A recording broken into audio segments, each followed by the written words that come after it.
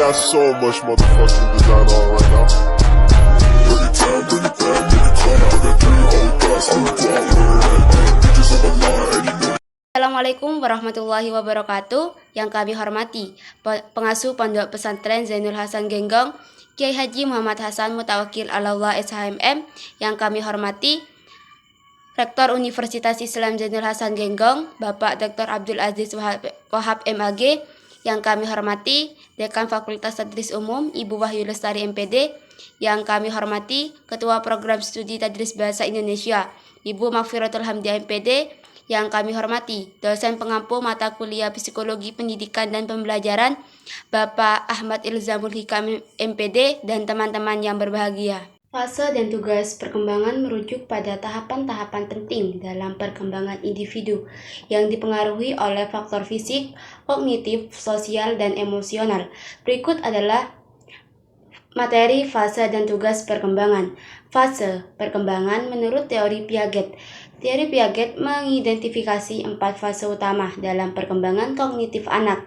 Yang pertama ada sensomotor, praoperasional, operasional konkret, dan operasional formal. Sensomotor 0-2 tahun, fokus pada penggunaan indera dan aktivitas fisik untuk memahami dunia, dan praoperasional 2-7 tahun. Penggunaan bahasa dan representasi mental berkembang, tetapi berpikir masih egosentris dan kurang logis. Operasional konkret 7-11 tahun, anak mampu berpikir logis tentang objek dan peristiwa konkret. Operasional formal 12 tahun ke atas, kemampuan berpikir abstrak dan mengembangkan hipotesis semakin berkembang. Yang kedua yaitu teori perkembangan sosial emosional Erikson. Erikson mengidentifikasi 8 tahap perkembangan dengan tugas perkembangan unik di setiap tahap. Contohnya, tahap pertama adalah kepercayaan dan ketidakkepercayaan 0-5 tahun, di mana bayi mengembangkan kepercayaan dalam hubungan dengan caregiver. Implikasi fase perkembangan dalam konteks pendidikan adalah pentingnya pemahaman tentang tahap-tahap perkembangan individu dan bagaimana tahap ini mempengaruhi pendekatan pembelajaran. Hal ini memungkinkan pendidik untuk yang pertama, menyesuaikan kurikulum dan metode pengajaran dengan tahap perkembangan siswa untuk memastikan pembelajaran yang efektif. Yang kedua yaitu mengenali kebutuhan dan karakteristik individu siswa, memungkinkan pendidikan yang lebih personal dan sesuai.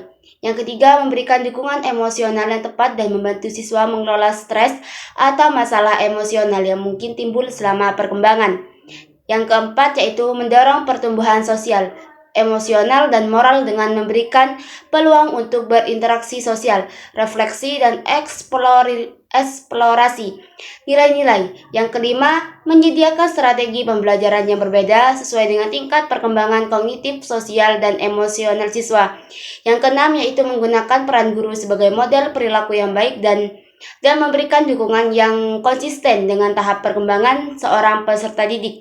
Yang ketujuh yaitu melibatkan orang tua dan wali dalam pendidikan dan mendukung perkembangan siswa di rumah dan di sekolah. Dengan memperhatikan implikasi fase perkembangan pendidikan dapat menjadi lebih efektif dan mendukung perkembangan holistik individu sesuai dengan tahap-tahap perkembangan mereka. Mungkin hanya ini yang dapat saya sampaikan, kurang lebihnya mohon maaf. Wabillahi taufiq wal hidayah. Wassalamualaikum warahmatullahi wabarakatuh.